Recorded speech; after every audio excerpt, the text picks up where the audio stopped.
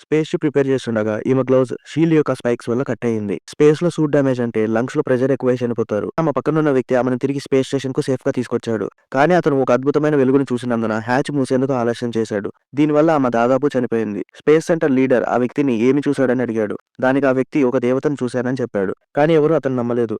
Leader అతను భ్రమలో ఉన్నాడని భావించి అతన్ని జాబ్ నుండి తీసేశాడు. కొద్ది కాలం తర్వాత స్పేస్ స్టేషన్ అకస్మాత్తుగా పనిచేయడం ఆగిపోయింది మరియు ఎక్కువ సమయం ఆగిపోతే అది భూమిపై కూలిపోతుంది. లీడర్ కి ఎటువంటి ఆప్షన్ లేక ఎక్స్పీరియన్స్ ఉన్న అదే వ్యక్తిని స్పేస్ స్టేషన్ ను రిపేర్ చేయడానికి తన ప్రాణాలను పరంగా పెట్టమని పిలిచాడు. ఆ వ్యక్తి మరియు అతని సహచరులు అంతరిక్షంలోకి వచ్చారు. ఆ వ్యక్తి స్పేస్ స్టేషన్ తో బాండ్ చేయడానికి 3 అవకాశాలు మాత్రమే ఉన్నాయి. అందరి ముందు మొదటి బాండ్ ఫెయిల్ అయింది.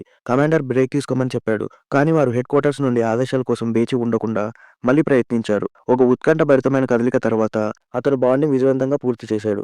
ఆ తర్వాత ఇద్దరు వ్యక్తులు స్పేస్ స్టేషన్ లోపలికి వచ్చారు. వారి నీటి బిందువులను శుభ్రం చేయడం ప్రారంభించారు. అతను బయట పరిశీలిద్దామని వచ్చాడు. అక్కడ మిటియార్ వల్ల సెన్సార్ హౌసింగ్ డ్యామేజ్ అయింది. ఈ సమయంలో ఒక నీటి బిందువు షిప్ లో ఎలక్ట్రిక్ బోర్డ్ ని తాకడం వల్ల ఒక స్పార్క్ ను సృష్టించింది. ఇది అతని సహచరుణ్ణి తీవ్రంగా కాల్చివేసింది. ఆ వ్యక్తి అంతరిక్షంలోకి దాదాపు వెళ్లిపోయాడు. షిప్ లో డ్యామేజ్ వల్ల ఆక్సిజన్ సరఫరా కోల్పోయింది. వారు సెన్సార్ హౌసింగ్ ను రిపేర్ చేయగలిగితే షిప్ నార్మల్ స్టేజ్ లోకి వస్తుంది. వారు రిపేర్ పూర్తి చేశారు. ఆ సమయంలో వారు మళ్ళీ ఒక అద్భుతమైన కాంతిని చూశారు.